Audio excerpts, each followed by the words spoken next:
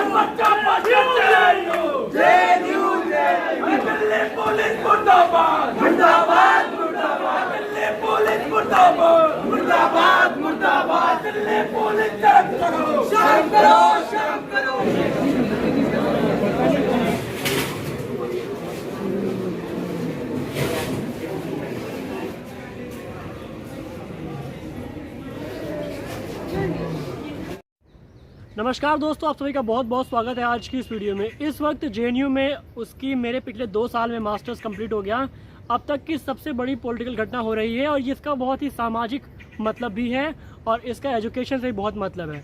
इस वक्त JNU में उसका पॉलिटिकल सेंटर और टोटल जो सेंटर है इस वक्त वो शिफ्ट हो गया है JNU की सेंट्रल लाइब्रेरी की तरफ।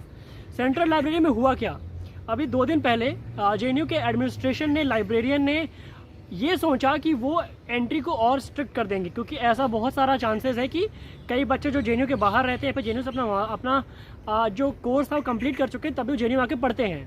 तो उसकी वजह से वो मेट्रो टाइप एंट्री लगा रहे हैं जहाँ पर फेस रिकॉग्निशन भी है, बाकी लाइब्रेरी कार्ड के थ्रू ही एंट्री होगी जिससे कि और कोई ऐसे बाहर का एंट्री ना ले सके। तो उसके बाद क्या हुआ कि JNUSU जो मोस्टली आइसा लीड करता है उसका जो JNUSU का प्रेसिडेंट है उसने इसका विरोध किया। पहले तो नॉर्मली विरोध हुआ, पर अभी JNU के लाइब्रेरी में जस्ट बाहर पुलिस की वैन खड़ी है, अभी एम्बुलेंस वहाँ से गई, ऑलरेडी वहाँ पे खून के निशान हैं, लाइब्रेरी की कांचें तोड़ दी गई, गेट को स्टूडेंट्स ने तोड़ा और सिक्योरिटी गार्ड और दिल्ली पुलिस की वहाँ पर भीड़ लगी हुई है। इस वक्त अभी आप सोच नहीं सकते क्या हालत है। और यहाँ पर सिर्फ जो फाइट है वो स्टूडेंट की, यूनिवर्सिटी के एडमिनिस्ट्रेशन से नहीं है, इवन स्टूडेंट्स से भी है। अगर आप समझें तो जो JNUSU का कॉल है वो ये है कि एजुकेशन इज़ फॉर ऑल।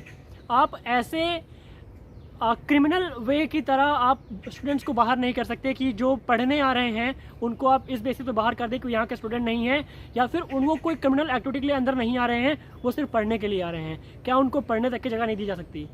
और इसके बाद क्या है, JNUSU जो इसका मेन विरोध कर रहा है वो इसलिए कर रहा है क्योंकि लगातार JNUSU मांग कर रहा था कि सीट्स बढ़ाई जाए लाइब्रेरी में सीट्स कम है बच्चों के पढ़ने के लिए।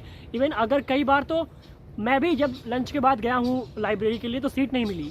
इवन अगर आप साइबर का हाल देखेंगे तो वहाँ पर लगभग 10 मिनट में सीट भर जाती है। 9 बजे लाइब्रेरी खुलती है तो वहाँ पर सीट 10 मिनट में फुल हो जाती है, तो आपको कहीं और बैठना पड़ेगा।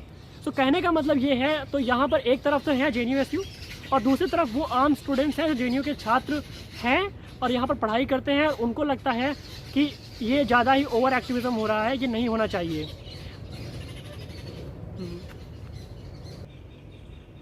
सो फ्रेंड्स, अगर आप देखें तो जो आम स्टूडेंट्स हैं उनकी मांग ये है कि लाइब्रेरी में ये जो गेट लग रहे हैं, नए गेट, ये लग जाने चाहिए, क्योंकि इससे क्या है कि उनको अच्छे से सीट मिल जाएगी, लाइब्रेरी में चोरी नहीं होगी।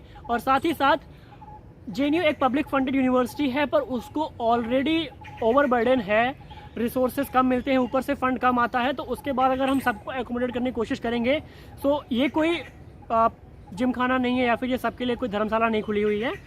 बट अगर आप देखें तो काफ़ी नैरो व्यू है और इनका सपोर्ट करता है, जेएनयू के स्टूडेंट्स का सपोर्ट करता है, या फिर ऐसे स्टूडेंट्स का जो चाहते हैं कि एंट्री लग जाए, इनका सपोर्ट करता है परिषद, एबीवीपी इनका सपोर्ट करता है।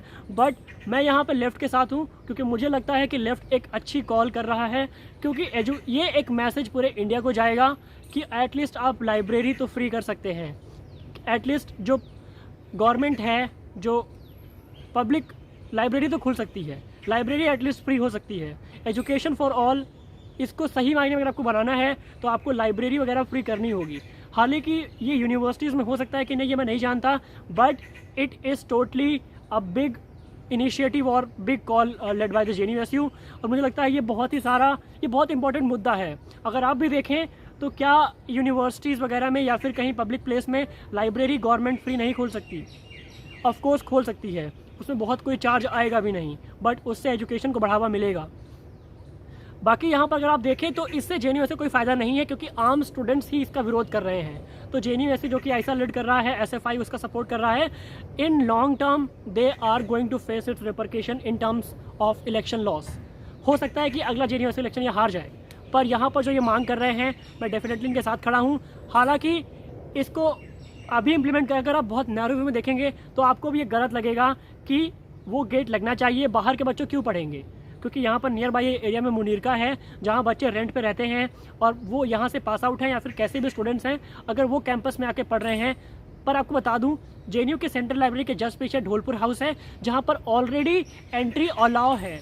मतलब बस एक पेपर रखा है, उस पर आप कुछ भी एंट्री करते हैं, कोई देखता नहीं है उसको। ढोलपुर हाउस मतलब उस ढोलपुर हाउस में बाहर के बच्चे आते हैं पढ़ने, जो यहाँ के पास आउट रहे हैं या फिर जो बाहर रहते हैं वहाँ पढ़ने आते हैं।